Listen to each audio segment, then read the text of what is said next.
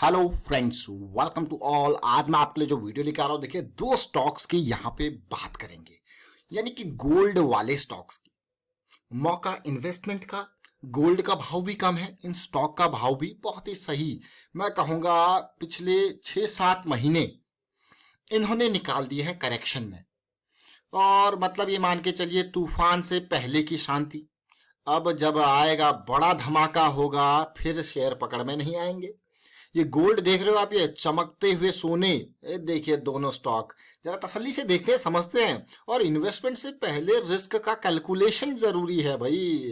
ये इंपॉर्टेंट बात मैं कहूंगा हर किसी निवेशक को, हर किसी इन्वेस्टर को हमेशा जाननी चाहिए कि जो भी वो इन्वेस्टमेंट कर रहा है उसमें रिस्क कितना है उसका, and on the basis of the risk वो अपनी इन्वेस्टमेंट रखे। अब आप कहोगे क्या बात करें, तो फिर तो मजा ही आ जाए कि अगर इन्वेस्टमेंट से पहले रिस्क ही समझ लें तो भाई गेन तो फिर मजे आएगा गेन में आपको, क्योंकि आपने लिया है calculated risk and on the basis of that calculated risk. ये देखिए इन दोनों स्टॉक्स को मैं आपको दिखाने जा रहा हूं, जिसमें एक तो है मन्नपुरम फाइनेंस और दूसरा है मुथूट फाइनेंस, और दोनों का काम एक धाम एक।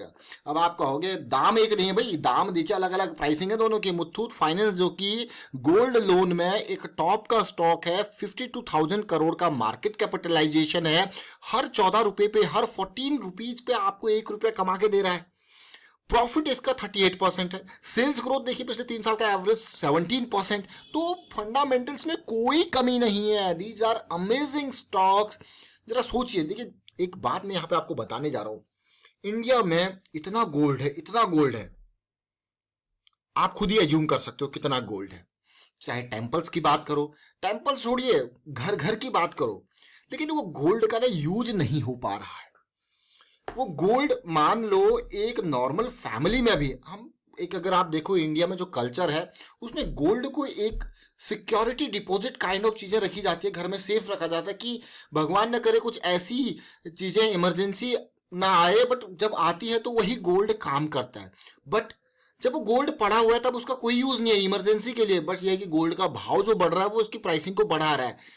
लेकिन अब जो सिचुएशन है वो बदल रही है, धीरे धीरे लोग अपने उस गोल्ड का यूज कर रहे हैं और उस गोल्ड से रखे रखे उससे भी पैसा कमा रहे हैं। वो आपको देखा होगा बिजनेस वाले लोग क्या करते हैं, जनरली गोल्ड को रख दिया, उनका बिजनेस चल रहा है अपना। हाँ भाई बिजनेस चल रहा है, उस गोल्ड से जो पैसा आया उस पैसे के ऊपर भी पैसा बन रहा है। सोचिए, और जैसे जैसे ये गोल्ड इस तरीके से, अभी अगर मैं आपको एक नॉर्मल बात यहाँ पे बताऊं, देखिए आप गोल्ड को बैंक में जो आप लॉकर लेके रखो तो आपको पैसा देना पड़ता है, देना पड़ता है नहीं देना पड़ता है। लेकिन अगर आप गोल्ड को लोन लो तो उसके ऊपर फिर आपको ब्याज देना पड़ता है, बट आपको लॉकर का रेट थोड़ा देना पड़ता है। तो लोग इस तरीके के भी लोग हैं। देखिए there are different kind of possibilities, but उससे क्या होता है जब वो आपकी रनिंग इकोनॉमी में आ जाता है वो गोल्ड, तो आपकी इकोनॉमी की वैल्यू, वो एक एसेट कंसिडर किया जा रहा है। अभी जो आपके घरों में पड़ा है, हाँ वो एसेट जरूर है, बट उसकी एक्चुअल रनिंग इकोनॉमी में वैल्यू अभी नहीं है। बहुत लंबी कहानी है, आप इसके ऊपर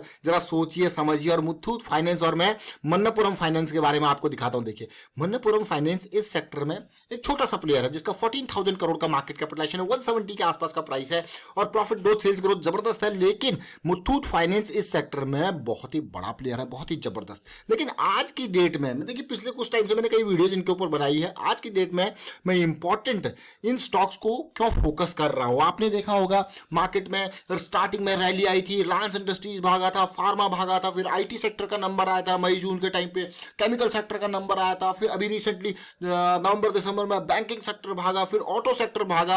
अब कौन भागेगा? अब जो भागेगा, जिसने रेस्ट करनी, अब उसकी बारी आएगी। तो पूरा पूरा ऐसा नहीं कि एक साथ सारे भाग रहे हैं, धीरे धीरे करके सबकी अपनी अपनी, मैं कहूंगा यहाँ पे नंबर आ रहा है और उसी हिसाब से चल रहे हैं, और यही गेम है, और जिसकी वजह से मार्केट भागे जा रही है।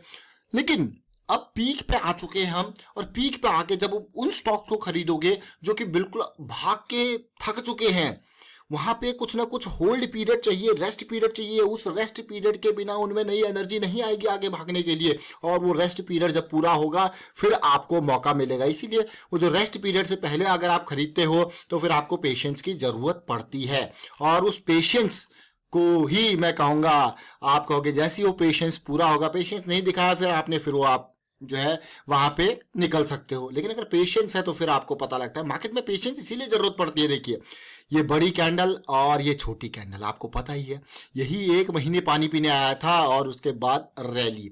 लेकिन उसके बाद ये जुलाई का महीना है जब इसने हाई बनाया था, उसके बाद आप देख लो कि मैं कहूंगा 4-8 महीने हो चुके हैं इसको। देखिए 4 और 3 7 और 1 8, मैं कहूंगा 7 से 8 महीने का टाइम ये ऑलमोस्ट यहाँ पे बिल्कुल रुका हुआ है। लेकिन ये एरिया ब्रेक होते ही हमें इस स्टॉक में नई बुलंदियां देखने को मिलेंगी। और फिलहाल ये सब कुछ हो रहा है हाई मोमेंटम एरिया में। देखिए हाई मोमेंटम एरिया यानी कि 60 से ऊपर आप देख सकते हो इसको। अभी मैं आपको फिर मन्नपुरम फाइनेंस के बारे में बताऊंगा। फिलहाल चलते हैं वीकली टाइम फ्रेम पे। आपको स्टॉक मार्केट में इन्वेस्ट करना है, हमेशा अपने गोल को पहचानो। उस गोल को पहचानने से ही आपका काम होगा। ये देख सकते हो आप, ये बार बार इन लेवल्स पे था, लेकिन इस बार क्या मिला हमको, इस लेवल को पार करने के लिए 1 वीक की छोटी करेक्शन मिली है, जो कि बहुत अच्छा मुझे लगा। यहाँ पे सिचुएशन ये देखिए, वो भी हाई मोमेंटम एरिया पे। तो याद रखें ये सिचुएशन जो बन रही है बहुत ही जबरदस्त। अब अगर मैं यहाँ पे बिल्कुल मंथली लंबे टाइम के हिसाब से चलूँ तो मेरे ये स्टॉप लॉसेस है। देखिए ये एरिया, ये मेरे स्टॉप लॉसेस है। लेकिन अगर मैं छोटे टाइम फ्रेम के हिसाब से चलता हूँ तो मेरा ये इमीडिएट स्टॉप लॉस यहाँ पे है। अब मैं आपको डेली टाइम फ्रेम पे यहाँ पे लेके जाना चाहूंगा और उसमें थोड़ा सा एक और इंपॉर्टेंट पॉइंट है, उसको आपको बताने की कोशिश करूंगा। जिस हिसाब से आपका गोल होता है उस हिसाब से आपका रिस्क मैनेजमेंट होता है। देखिए अगर मैं यहाँ पे कोशिश कर रहा हूँ कि भाई ये 1350 1350 1350 1360 का ये लेवल क्रॉस हो तो मेरा स्टॉप लॉस ये बनता है, देख लीजिए आप। और ये क्या है, बुलिश क्रॉस के बाद की पहली correction, and that correction is here, you can just see. And उसके बाद देखिए पहले बड़े बड़े वॉल्यूम के टावर्स बने थे, फिर वॉल्यूम नेग्लिजिबल था, फिर आज एक पॉजिटिव वॉल्यूम मुझे देखने को मिला है जो कि इंप्रेसिव लग रहा है। तो देखिए रडार में जरूर रखें, but risk management should always be your priority. अब क्या, अब चलते हैं फिर मन्नापुरम फाइनेंस को देखते हैं। ये देखिए इसको क्यों छोड़े हम, जब एक गोल्ड है दूसरा भी तो गोल्ड ही है। ये देखिए ये स्टॉक में भी वही जुलाई की रैली, उसके बाद शांति।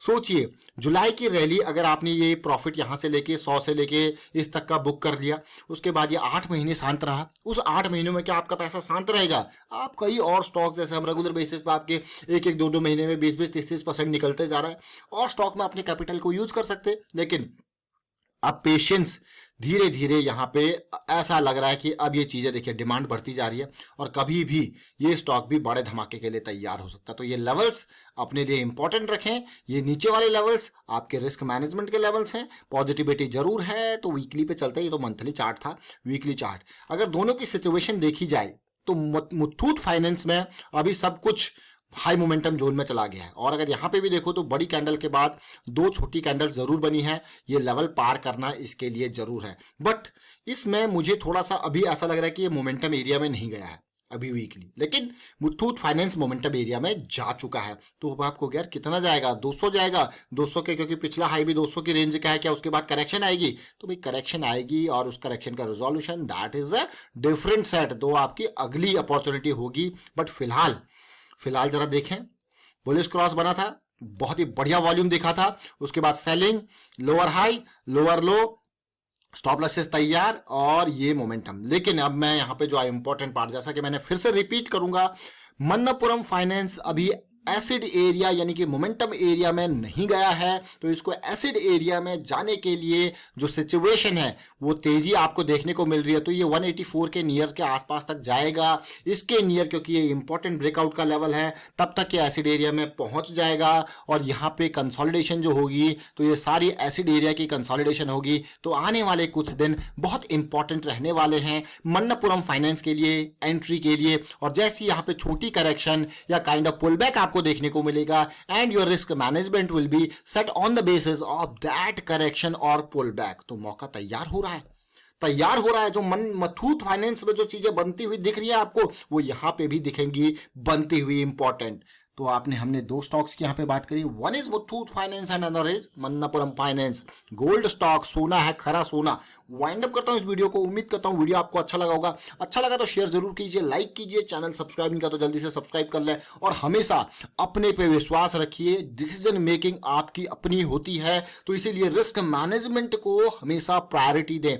चीजें आपकी थीसिस, आपकी सोच के अगेंस्ट जा रही हैं तो कैपिटल को जरूर सेव किया कीजिए, क्योंकि ऐसा नहीं अरे यार नहीं थोड़ा सा रुक जाता हूँ, थोड़ा सा रुक जाता हूँ। कंट्रोल करना इमोशन पे बिगिनर्स स्टार्टिंग में थोड़ा सा मैं कहूँगा, तो इसीलिए मैं कहता हूँ कि बिगिनर्स मार्केट में ज़्यादा पैसा स्टार्टिंग में ना लगाएं, 1-2 साल तक सीखें, पैसा उसके बाद ही लगाएं। वीडियो को शेयर कीजिए and thank you for watching the video.